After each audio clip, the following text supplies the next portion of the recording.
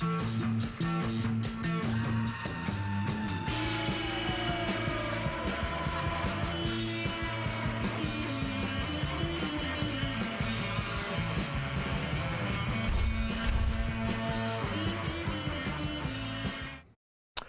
ladies and gentlemen, welcome back on a Monday. Street Talk and other stuff. Mike Mad Dog Magnati. Hey, I think winter's losing its grip. Okay, I woke up Saturday morning, there was snow, and then it was gone by Saturday afternoon. That's what I like. And I'm about to do one of my favorite jobs of the year, which is disconnect the heat tape, which keeps the ice from forming in my gutters along the side of my house.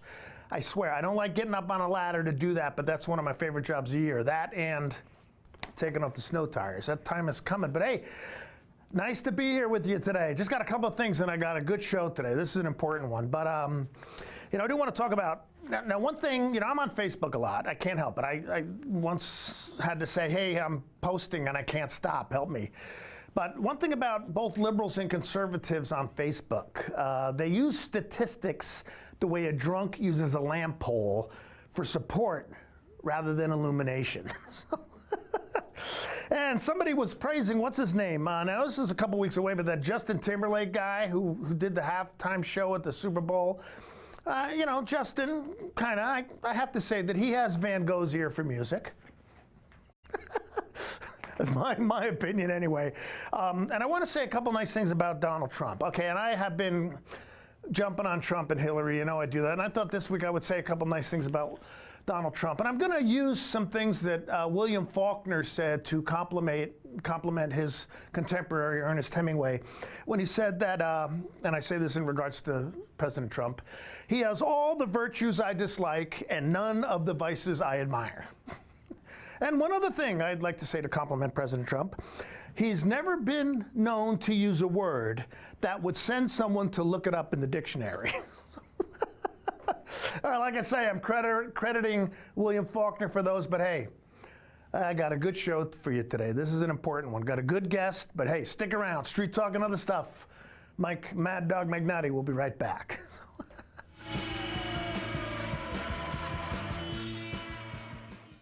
I'm Jenny Rojanasatian, and this is Guada TV. Every week we will be bringing you a first look at North Central Washington business, tech, and education news. You'll hear from local influencers and innovators who live right here in the Valley. Together, we'll discuss hot topics, current events, and resources that can support your business, our schools, and this community. Join me every week, and let's get inspired. Hi, I'm Cordell Schroeder, owner of East Wenatchee Mobile Storage. If you're thinking about making a move anytime soon, check out the East Wenatchee Mini Storage brand new mobile storage service. They drop it off at your location, you pack it, and they pick it up and store it in their protected warehouse at East Wenatchee for as long as you need. When you're ready, they'll drop it off at your new home or office. East Wenatchee Mini Storage is excited to offer this brand new service to our region. Call 509-884-8643 or find us on the web at ewministorage.com. Just as went on the air, Steve, NCW Life is live now on Facebook. Hey, how's about that? We're live, ladies and gentlemen. I'm Dan Kuntz, your host for the next hour. Every weekday, starting at 7 o'clock. Get ready for a bunch of news that's coming your way. What's happening around North Central Washington. I'll have a rundown of all your local, regional, and statewide news. You can also find more on our website at ncwlife.com. Follow us on Twitter and like us on Facebook. That's Wake Up Wenatchee Valley on NCW Life News. When Mike leaves town, it's a little scary. You never know who might be outside. But we feel safer inside knowing our home is being monitored by a local company. I can check our alarm from just about anywhere. So when we get home, I know it's safe. Protect your family and save money with a local company. Switch your current security monitoring to Guardian Services from LocalTel. Call Guardian Security from LocalTel now or visit localtel.net to learn more.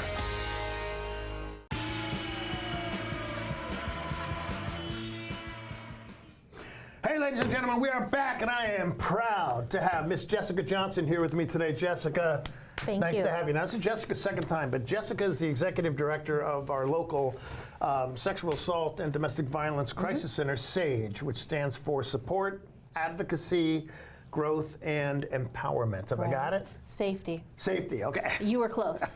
You were I very mean, God close. forbid that I should get anything right the first time. But I wanted Jessica on today because a while back at the, I think it was the Emmy Awards, was that it? Or the Grammys? Or Yeah, what award program was it? I think it was the Emmys. Okay, I'm because trying to think of what my notes here. Well, You told me, but then I forgot. The I forgot. Emmys. Oh, Emmy Awards, the 2018 Emmy Awards. There was, in support of the Me Too movement, of course, the Me Too movement is women being willing to come out and say, yes, I have been sexually harassed and assaulted. Some things they did at the Emmys, a lot of the women wore black to show their support for this movement.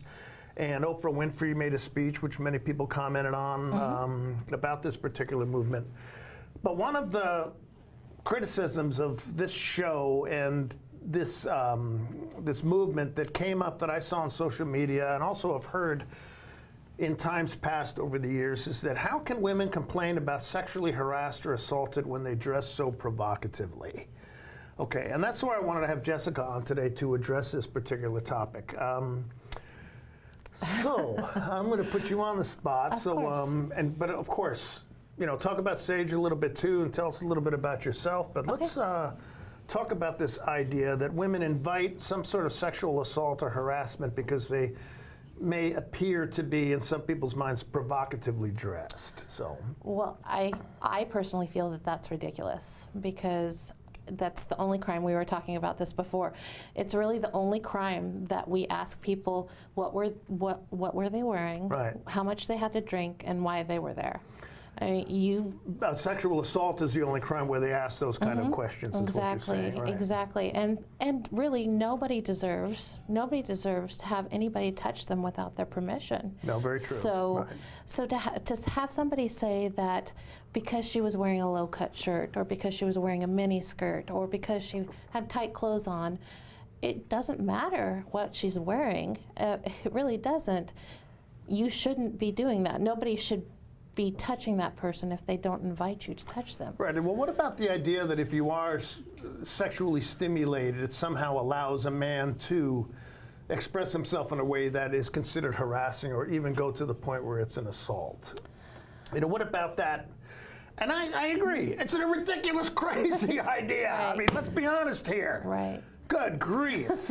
But go ahead, comment on that if you would. Well, a few years back, I don't know if you remember, there was this thing that was going around that said that girls shouldn't be in the science industry because they were too distracting, because their white lab coats were too distracting.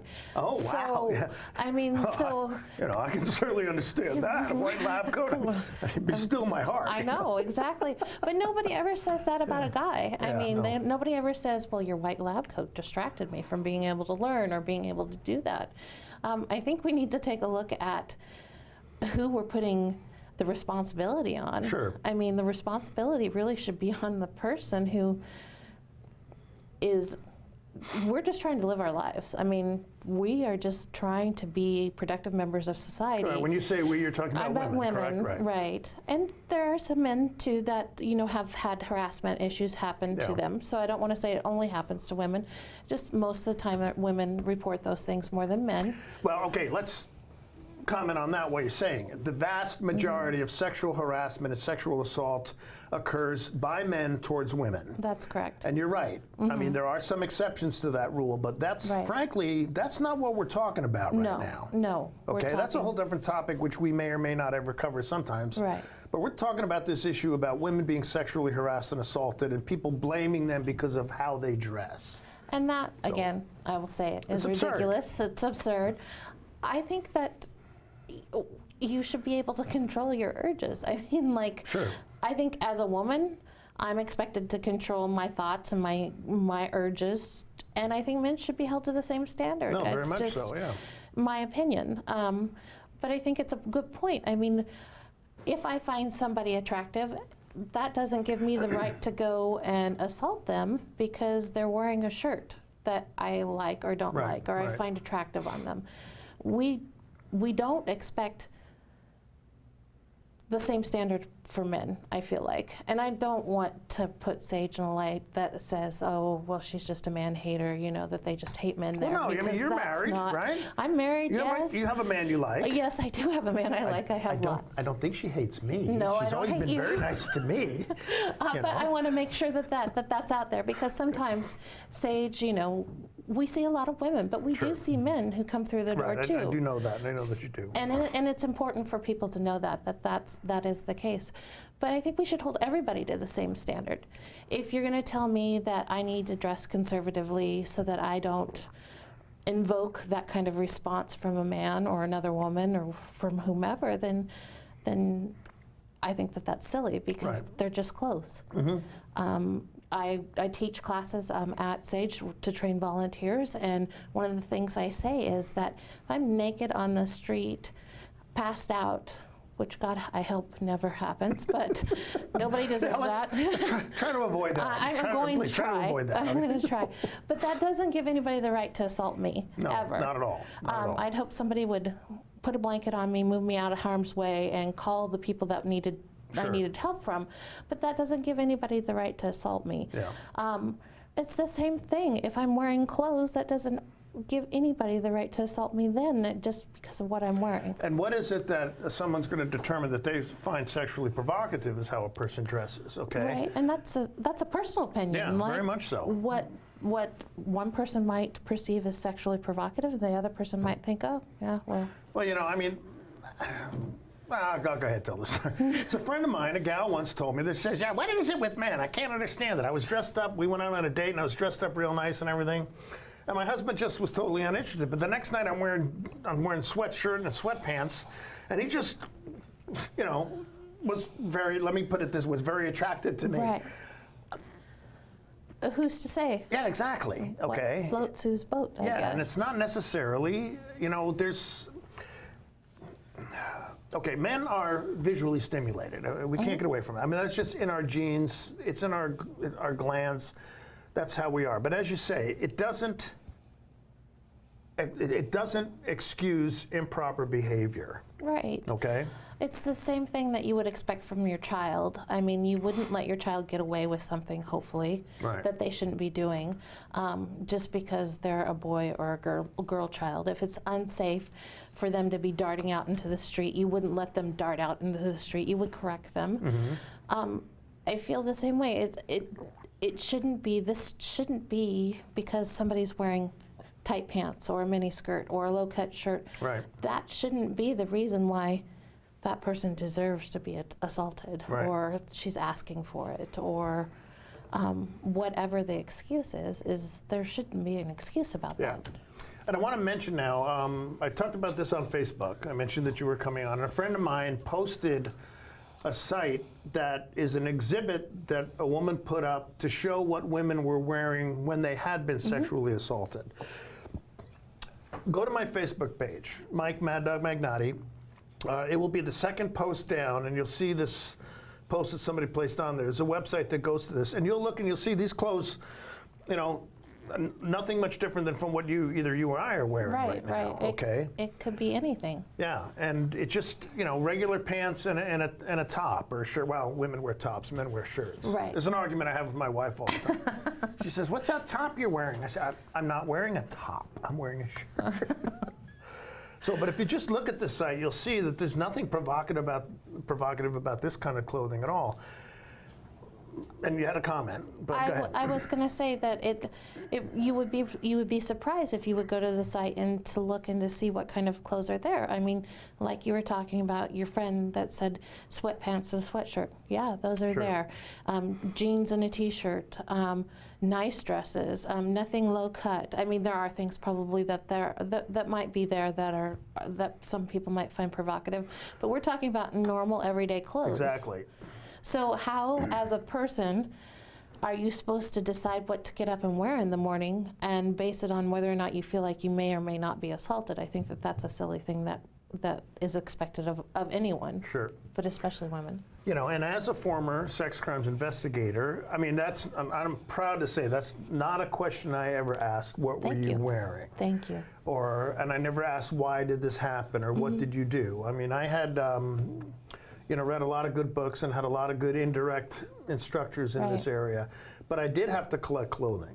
Okay, it's part of what you do when you're a sex crimes investigator. And there was never anything that could be considered, low cut, provocative, short skirts or that type of thing. There was never anything like that. Right. So. Well, and sexual assault really is all about power and control. Exactly. I mean, it's not necessarily most people, when they go out on a date or they see somebody walking down the street, they're not like, oh, feel the urge, I'm going to assault that person. I mean, we control those urges. We might think, well, that's a nice looking person, something like that, but we don't just go ahead and act on those impulses. Yeah, true, very true. I mean, this is just something we all have to decide how we're going to behave in our personal lives, and this is an issue of, like you say, okay, rape has been called a crime of power and control that's expressed sexually. So would you agree with that? I would agree with that, yeah. Okay, we are talking with Jessica Johnson. She's the executive director of the Wenatchee office of SAGE. Well, I guess it's not a franchise. But here in Wenatchee, okay, that is our Rape Crisis and Domestic Violence Crisis Center and Advocacy Center. But we're going to talk more about this topic, and also I want to ask Jessica more about what SAGE does and let people out there know who may need help, how they can get it. But we're going to take a quick break. So Street Talk and Other Stuff with Mike Mad Dog McNatty. You stick around. We'll be right back. So.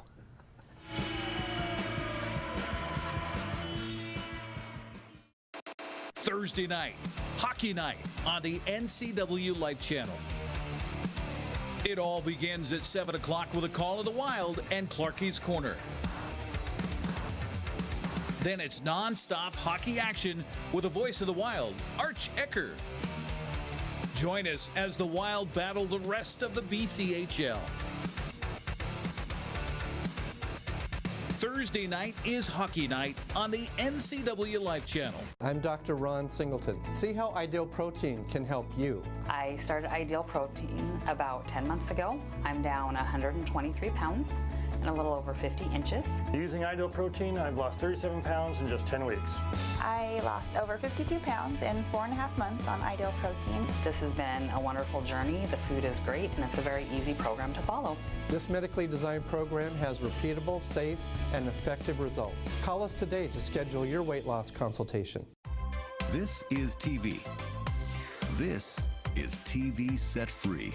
TV everywhere from LocalTel sets you free to watch what you want, where you want. Catch your favorite networks, including live TV, ready to watch on any web-connected device for no extra charge. That's TV Set Free. Enjoy the extra value LocalTel delivers with TV everywhere. Visit localtel.net and sign up today.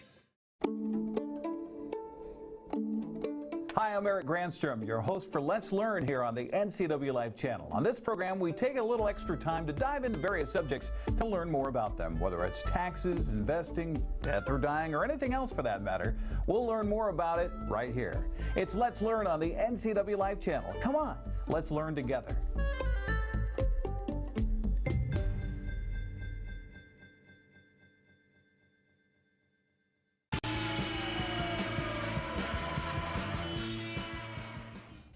Okay, we are back. Mike Mad Dog McNatty, Street Talk and Other Stuff. I'm talking with Jessica Johnson, my good friend who is the executive director of SAGE.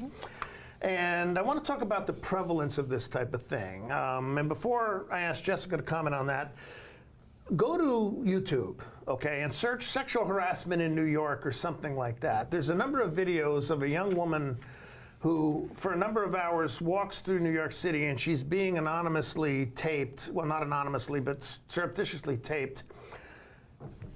It's incredible what she goes through. People making comments, people actually walking alongside her, hitting on her in ways that could be considered offensive. It's an eye-opener, so we'll take a look at that. But let's talk about the prevalence of this and how often this type of thing happens with women. It happens more often than not. And so we were talking about the Me Too movement, and a couple months ago we had somebody come in and do an interview with us at SAGE, and me specifically.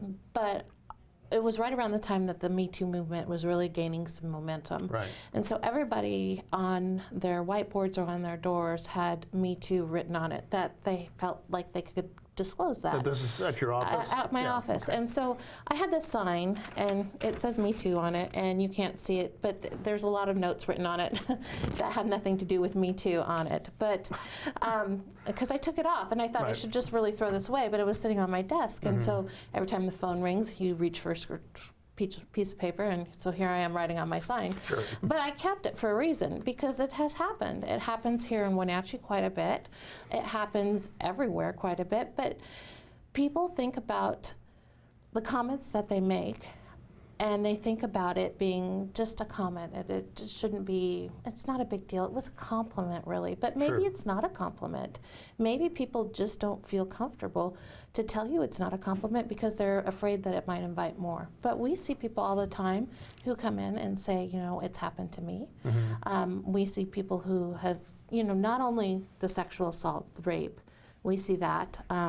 And that's hugely underreported because vastly, yeah. People don't want to admit that this has happened to them because there are lots of different things that go along with that. They're very invasive. Well, part of it is just what we're talking about, the sense of shame that somehow I'm responsible for this. Exactly. What I was wearing, where I was, how much I had to drink. And society, you know, just, you know, supports that idea that somehow in a sexual assault, it's the victim's fault. It's the woman's fault that this occurred.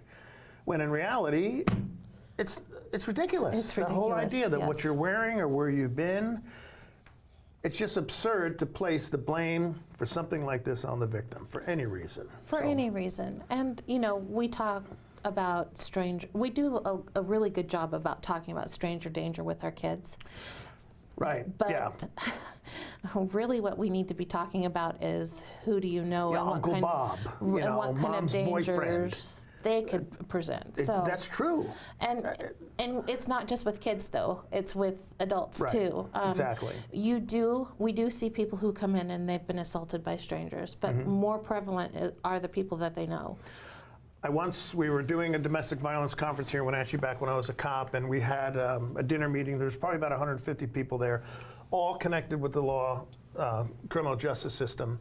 And I said, how many people here are aware of a sexual assault by a stranger?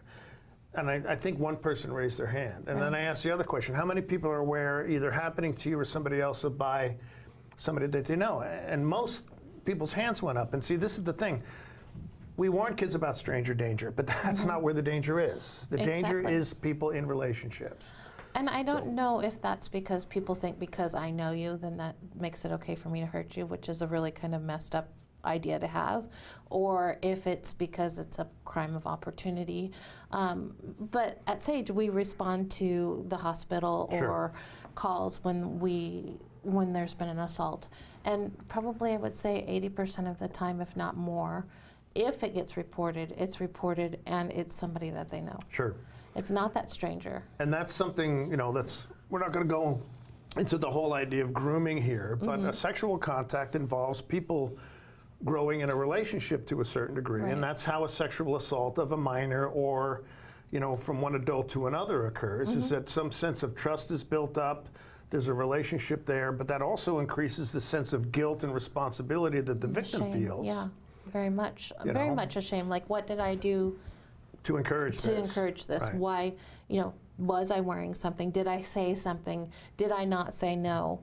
And a lot of times it's a fight, flight, or freeze thing that happens to the person, that some will fight, some will try to run away, and some just freeze because they're just trying to survive. And that was, you know, one of the things in investigating, well, did you scream? Did you call for... Did you say stop? You're terrified. Right. You're terrified. You can barely get a breath to let alone scream or yell out or that type of thing. And people need to understand that. So, like I said, you can never, there's no blame on the victim in this type of thing. There's just not. And we were talking about that video that's on Facebook of this guy that's being interviewed by the police. Is he being robbed? And the cops say to him, well, what were you wearing? Were you wearing that? Well, obviously you're well-to-do. Obviously you're someone who has money or that type of thing. And when the person asked for your watch, you just gave it to them? Why would Well, he you was do holding that? a knife. Well, you didn't scream out loud, or that? Yeah, it shows how a man is treated the way a woman is when she's sexually assaulted sometimes. And hopefully, the police are smart, a little bit smarter than that nowadays. Yeah. But, so. Well, and the other thing I would encourage people to do is there's a website called startbybelieving.com or .org. I'm not sure which one if you search, but that talks about that a lot, about why it's important that we believe victims when they come to you, because most of the time people don't make these things up. It's very embarrassing. It's very self-revealing for if I came to you and said, I've been sexually assaulted. Can you help? It's very tough for people to disclose that. So. Okay, I am with Jessica Johnson. She's the Executive Director of SAGE here in Wenatchee. Jessica, thank you very much. Thank you. Very much appreciated. Thanks for having me again. Well, it's okay. We will again. Maybe we need to talk about this grooming thing in the future. But I want you to stick around. I got something important I want to say when I come back. But Street Talk and other stuff, Mike Mad Dog Magnati. We will be right back.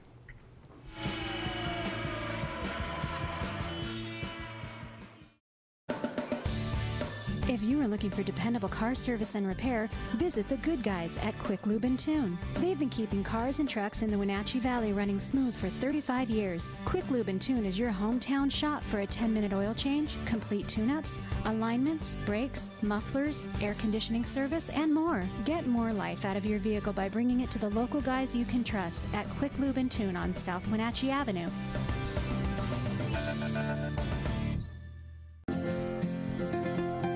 Local Myth Pizza, we believe in real food, freshly prepared with only premium ingredients. Our cheeses are imported from Italy. Our sauces, dressings, and even our sausages are made in-house, fresh daily. Featuring Northwest craft beers and 30 Chelan Valley wines and ciders. Family fun and amazing food. Eat local, drink local, and be local at Local Myth Pizza. Come see why Sunset Magazine says you can't beat Local Myth Pizza. I'm Grant Olson, and you're watching the NCW Life channel. I'm Eric Grandstrom with NCW Life Sports. I'm NCW Life News Director Steve Hare. Catch us on LocalTel Channel 12. Watch us on Charter Channel 19 or stream us live on ncwlife.com. Follow us on Twitter and like us on Facebook. Where we cover the local high schools, the Wenatchee Wild, and the pro teams out of Seattle. On Saturday, we have a 90% chance of rain. Catch it all right here on the NCW Life channel. My name's Robert Duff. Current and previous occupation is architect, engineer, and lawyer. Grew up here in Washington, born in Moses Lake. When I first came to CVCH, was looking for a place to get some dental work done. I was really impressed with the people at the counter. I mean, they were just on top of it. It only took her like 15 minutes to do the job. I didn't feel anything. The technology is so great, you don't even realize you're at the dentist. These people are so professional. I would have any one of these people in my home for dinner. These people are family.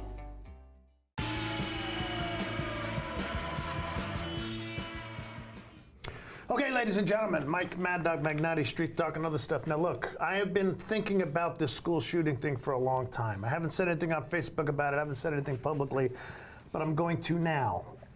I don't care if you agree with this or not, but the only way to possibly prevent a school shooting in our area is for the school board to put armed guards and metal detectors at the schools. Now, I know you don't like that idea. Many of you don't. More guns at schools is a terrible thing. But doggone it, the guns for the next school shooting are out there. The people responsible for doing it, they are out there. We have been arguing, we have been pointing fingers, we have been blaming all this stuff for the last 20 years, and nothing has been done, nothing practical. Now, maybe we should ban assault weapons, I don't know. Maybe we should eliminate the NRA, I don't know. Maybe we should repeal or revise the Second Amendment, I don't know. And I'm not saying I'm in favor of any of those things, but those things at best are going to take years to occur. I'm encouraging you to write to the Wenatchee School Board and the East Wenatchee School Board and say, armed guards, metal detectors at the school. And tonight at 6 o'clock, there is a meeting of the Wenatchee School Board at their district office on Sunset Street. I will be there. I have written them a letter. I have also written a letter that will be in the Wenatchee World. Okay, sometime, I don't know. And I know this isn't the only solution. I know that, doggone it. And I know it's not the best solution. I know that. I'm not dumb. But we need to do something now. We need to do something that will prevent a school shooting in one of our schools to the best of our possibility now. And frankly, there is no comprehensive answer that will guarantee that nothing like this will ever happen. but this is the one solution I can think of that will have an effect on deterrence. If you've got a better one that we could put into place now, I'd love to hear it. Okay, but again, Wenatchee School Board tonight, 6 o'clock in their office on Sunset Street. But hey, Street Talk and other stuff. Mike Mad Dog Magnati. We'll see you next week. Bye-bye.